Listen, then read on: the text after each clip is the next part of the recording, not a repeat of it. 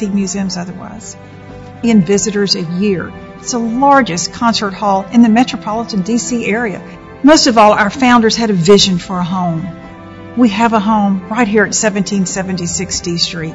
When you think of preserving these buildings, I think you have to remember what we have in this building, those beautiful period rooms. Think of the Americana room and all of those precious documents, all of the furnishings throughout our buildings. Just think of the buildings, the architecture itself. That preservation effort is awesome.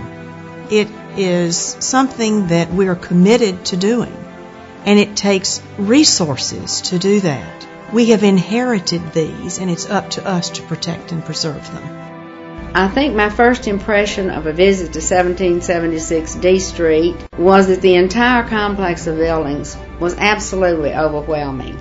And then experiences of being in Constitution Hall at the meetings and the opening night and National Defense Night ceremonies. I think that all of these things for a young DAR member were very impressionable experiences because it was an overwhelming thing to be there for the first time. Well, most of the time, a President General has not had the opportunity to make a choice because of the needs of the maintenance of our headquarters. A President General should not be forced to take that on as her project. Our President General should take out projects that go beyond our headquarters, out into the world around us. What has been done in the past is there to remain. What will be done in today's world will be there to remain in future years.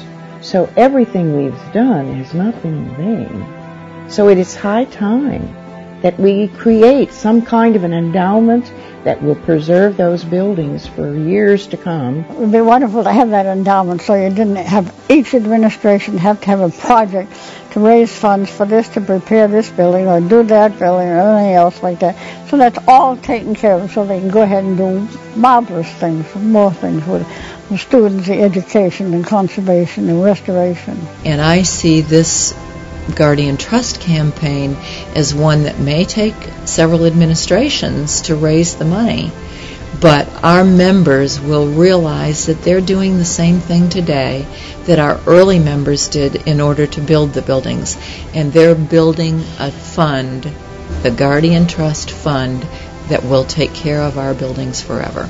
Can you imagine what we would be able to do as an organization if we didn't have to worry about where the funds are coming from to maintain our beautiful buildings? Can you imagine what we could do on the national level, on the state level, and in our local communities in the way of programs and projects? So I invite you, each and every one of you members who love this organization, who are committed to preserving what we have for future generations, to join me in supporting the Guardian Trust campaign. My hope, my vision, is that we will have this wonderful endowment campaign, and that 125 years our buildings will be as beautiful then as they are now. I want my granddaughter to come here in 18 years when she's a member and be proud of these buildings that we've taken good care of. I want my great-granddaughter and my great-great-granddaughters to come when they're members and also share in our vision and say, my great-grandma took part in this. She helped keep these buildings as beautiful as they are. What this organization needs first and foremost is a home. Built by women, managed by women, run by women. What our founders built, we must preserve. It should be the finest building ever owned by women. This is about more than just one President General and one project. Now is the time for an endowment to preserve our fantastic home. This Guardian Trust campaign is about taking care of the vision of our founders. 125 years later, we have the opportunity to not only preserve and restore this building, but to make sure that it is still as beautiful 125 years from now as it is today. Please join me in giving to the Guardian Trust campaign for future generations.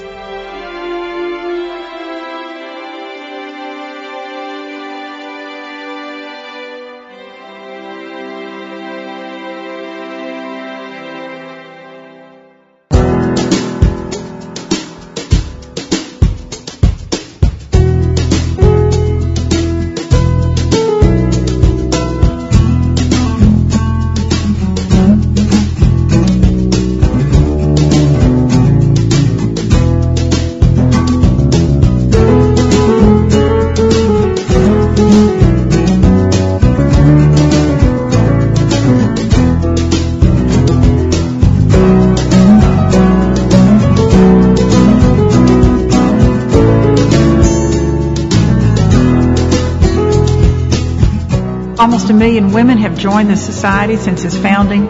We want to show the hundreds of thousands or even millions of hours they have given in service to their communities, and to show that they are passionate about their preservation of our history, promotion of quality education, and of showing their patriotic pride in America. The Celebrate America initiative was created in honor of the 125th anniversary of the Daughters of the American Revolution. It encourages members to become involved in community service and to record their hours to help highlight the mission of the service organization. We decided to call it Celebrate America because it's our way to show how DAR gives back to our communities. We have such a history of service within the organization, and we are so willing to share our time and talents with others to make America an even better place. DAR members have answered the call for service throughout the group's history. In the late 19th century, the newly formed organization helped found the Army Nurse Corps at the onset of the Spanish-American War. For decades, the DAR supported the mission of the Red Cross in times of crisis, and members worked with newly arrived immigrants on Ellis Island. What if we challenged our members to 1 million hours over the 3 years? And that seemed a little scary. I did the math and divided it by our number of members. Well, what if we challenged them to 1 million hours a year? And so as we quickly exceeded that goal, we realized we underestimated the daughters and how hard they're working nationwide. So now we've set a new goal of 10 million hours for the administration, and I think we may have once again underestimated our members. DAR members have long been involved in community service. Now through Celebrate America, they are also logging their hours to tell the story of how DAR gives back to America. We have received hundreds of stories of how our members are working in their communities worldwide. We have a member in Arkansas who has her therapy dog called Stormy, and she takes Stormy to a local elementary school to help students who are having trouble with reading. One of my other favorite stories is a 70-year-old member in Louisiana who wanted to draw attention as part of an organization to the number of children in foster care in Louisiana. So what did she do? She rappelled down a building. One of our members in Massachusetts works with a VA-sponsored program called Waves for the Brave. They take veterans who have amputations, take them to the beach, and let them surf. And then this lady served as a catcher in the water. So if they fell, if they had any problems, she was there to catch them and bring them in. Whether DAR members are escorting World War II veterans on honor flights, caring for historic sites, helping bring awareness to health issues, or working with underserved youth, the Daughters are celebrating America through service to their communities. The beauty of the Celebrate America program is the cumulative effect it has. However we're doing it, we are making a difference, and that's the story we want to be able to tell.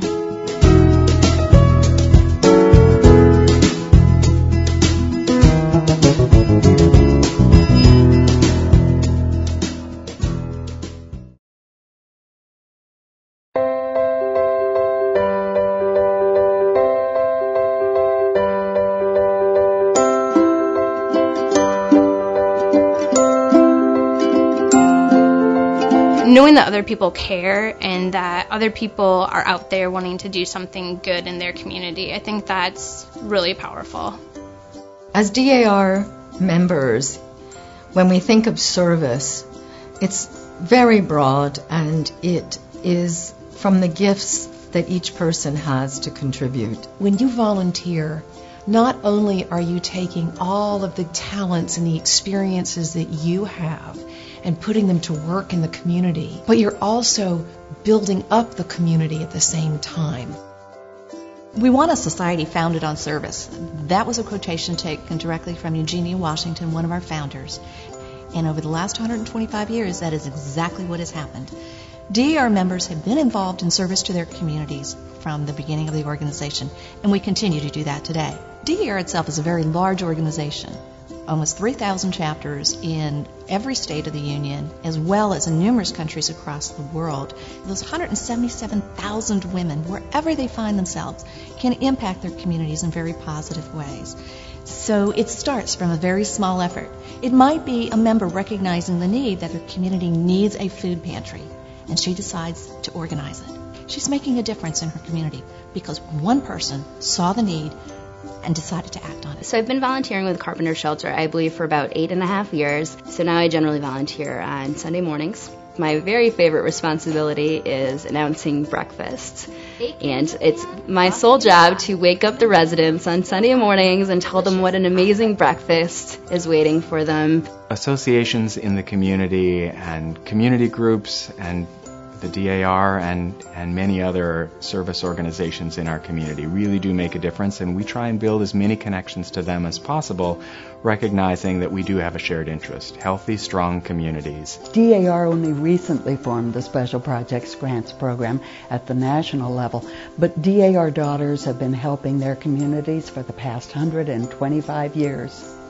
Matching fund grants of up to $10,000 are awarded in the areas of historic preservation, education, and patriotism. Over the past few years, DAR has awarded over $250,000 annually in support of local activities. The Bath Community Library was founded in 1701, and it was founded because someone in England sent books to the St. Thomas Parish, which is here in Bath.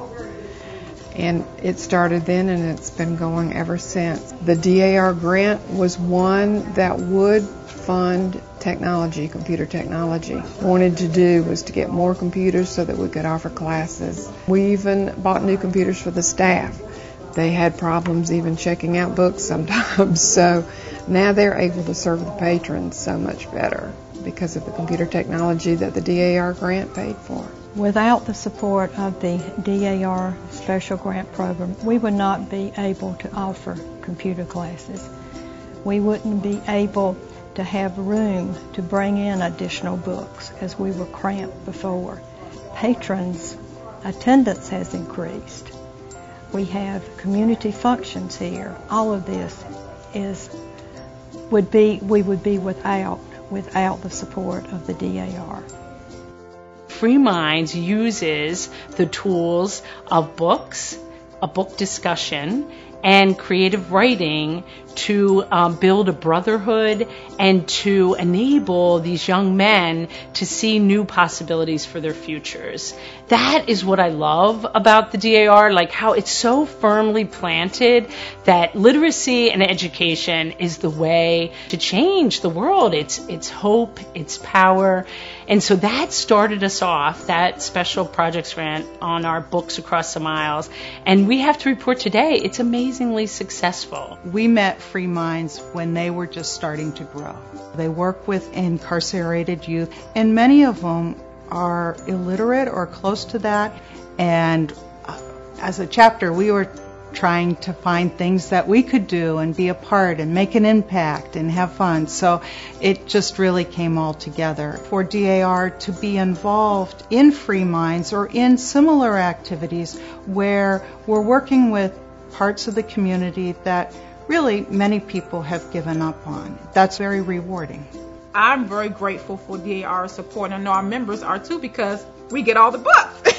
And, without the books, there wouldn't be a book club. DAR is an organization that accepts them. They know that they made a mistake, but they also believe in them to the point of their continuous support. For a person like me that come from deep in the streets, like I didn't know anything about positive life. I always looked at criminal activity as life. So once I was able to read and comprehend, I took off from there. I became a positive individual, and that's what I want to continue to be, a positive individual. And it's great for y'all to help. The capability that I have is to reach out to all of our program managers out in the field, and I simply ask them that question: how are DAR members making a difference in your facility? And in literally a matter of hours, I had emails flooding in telling me about the stories. The impact that DAR has on the veteran community today is very important, because the DAR members continue to come into our VA hospitals and serve in a number of capacities. That gives veterans today an opportunity to remember that there is an organization and there is a community that cares about them and remembers their sacrifice and service to America. What I like most about DAR's objectives is that its focus is really on giving back to the community around you. I know the three focuses are historic preservation, education, and patriotism, and I feel like those three focuses really align a lot with the volunteer activities that I want to be involved in. DAR support has been an ability for us as a small organization to expand our reach much farther than we ever thought we could. It's important for each person to find a way to give back, to be able to volunteer. We are members of a community. We need to be there. We can be there. And we have to look for those opportunities. Everywhere, DAR members are making a difference in so many different ways across our VA community, and it's heartwarming to be able to get those stories come flooding in so quickly with immediate recollection of how DAR has contributed to the work of VA. What I am so attracted to about the DAR is how we pull together women of common interests in historic preservation and education and patriotism. And we do real work with real impact and have a great time doing it. Personally, I was attracted to the three key mission areas because of that connection to history, about my family's history, and understanding more about how we're all interconnected and how each one of our patriots made such a difference in their own way, and now we are carrying that torch, and we want to carry it into the future.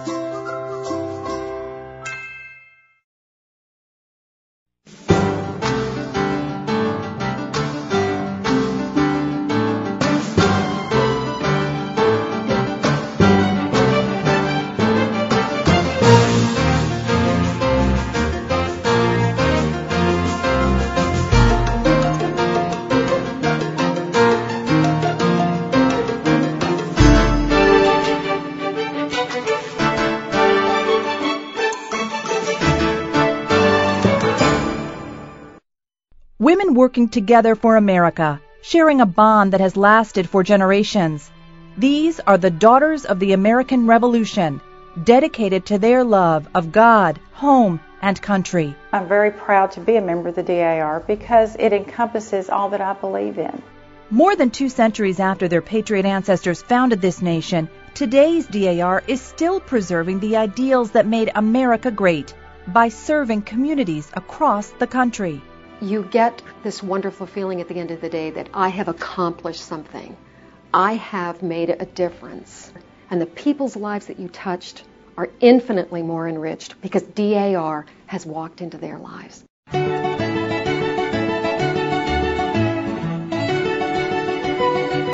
The DAR's commitment to America begins with its newest citizens. Today's daughters attend naturalization ceremonies like this one in Houston, Texas. It's a moment the Ramirez family has dreamed about, watching their daughter Cindy become an American. The first time they say the Pledge of Allegiance to the flag of the United States as citizens of the United States, it is a moving experience. It reminds us of how fortunate we are to have lived in this country for so many generations.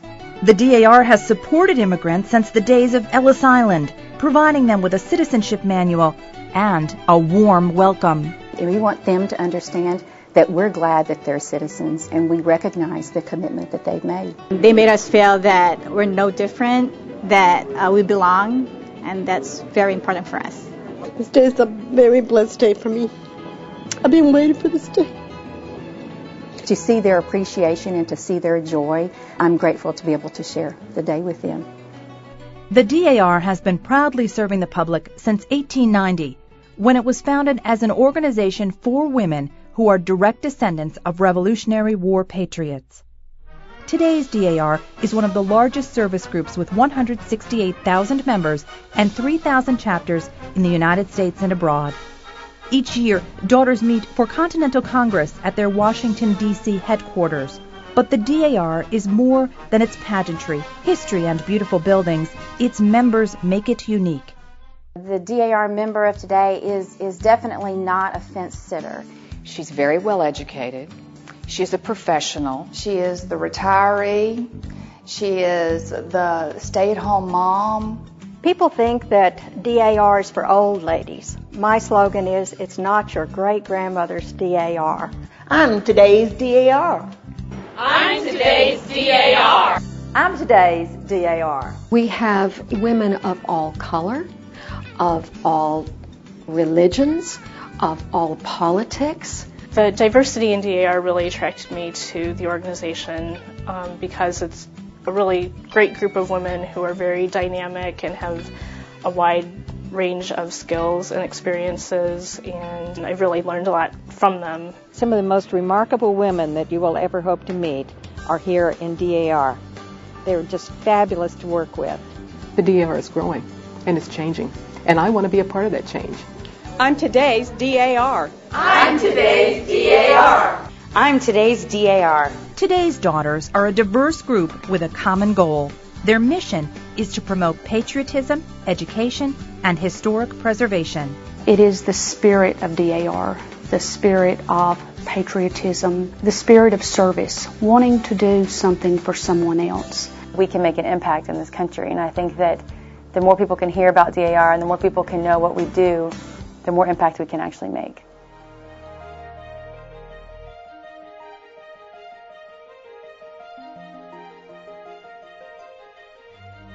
The DAR's patriotism is felt every day in the nation's veterans hospitals, like these facilities in Nashville, Tennessee, and San Francisco, California, where DAR volunteers spend thousands of hours visiting patients. I heard you were handsome and debonair, and they weren't lying. What an honor to meet you. You're just too kind to me. DAR members bring these veterans who fought for America gifts and a message from the heart. I get to say to them, thank you. I'm thinking of you. We love you. We appreciate what you do. I don't think they hear that enough. I don't think we can ever say thank you enough. We're backed up by thousands of other DAR women who feel the same way. And that's the beauty of it. There's a power behind that. And the guys and the women feel it. I appreciate it. It's pretty cherished. It shows people care. We're here for a reason. And it's nice to know that people think about it. Veterans can depend on DAR members to give their time and money. The California DAR is donating Liberty carts like this one to transport disabled veterans around VA medical centers. If we can show our troops by even small gestures that we support them, that we respect them, and we recognize what they've done, we've done a great deal. We thank them very, very much. Today's Daughters are also working to benefit our troops overseas through projects like So Much Comfort. This grassroots group, headquartered near Dayton, Ohio, adapts clothing for injured soldiers who've worn hospital gowns for months. It relies on volunteers like these Ohio Daughters to help sew and ship thousands of garments. It is something I can do. I can't go over there and hold their hands, but I can sew something to help them out and give them some dignity. This gives them back their life. And what more can you do? Whenever there is a need, today's Daughters are there supporting America's military. The DAR Project Patriot Committee assembles care packages for wounded troops. Virginia daughter Bridget Ward knows how much these comfort items mean. She's delivered packages to fellow troops in Landstuhl, Germany. I'm proud to be a member of the Armed Services of the United States, but I'm honored to be a daughter of the American Revolution. And then there's Texas daughter Pamela Marshall.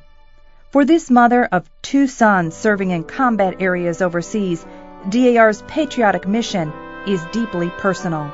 As a mother,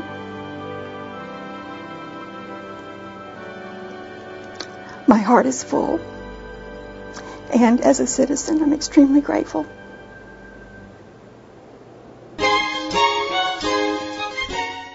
It is DAR support for education that gives thousands of young people hope for a better life. In places like Grant, Alabama, a mountain community with few opportunities until the DAR built a school here in 1924. Ladies from all over the United States gave the funds to build those buildings. It's just an amazing story. Today, the Kate Duncan Smith DAR School has 1,300 students in grades K through 12. KDS is one of 6 schools nationwide partially funded with DAR donations. These students not only get an education with an emphasis on patriotism, they also receive personal attention from DAR members. They don't just teach you from the textbooks, but they help you with real life problems too. It fills my heart with so much joy and gratefulness and pride in this school. I really can't express it, and I appreciate it so much, because if it wasn't for that, I wouldn't be the person I am today. I would say thank you, DAR, because you have built not only a school, you have built a community that will continue to thrive for many generations and years to come.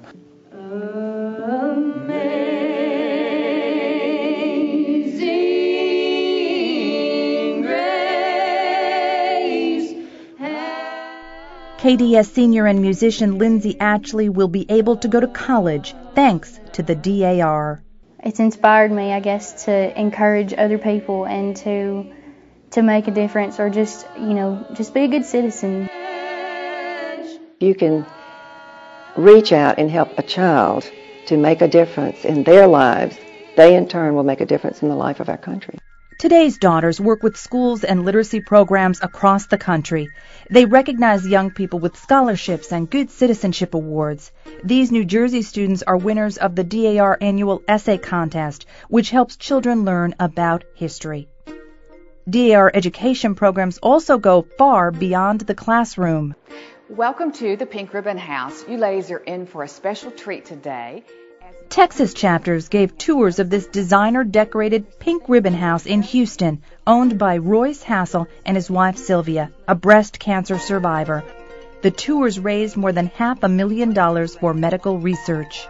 We can help educate members and other people about the prevention and early detection for breast cancer, and just in general help them know more about how breast cancer can affect their lives. To have them volunteer so many hours for free, it was a big deal. It was very touching to me.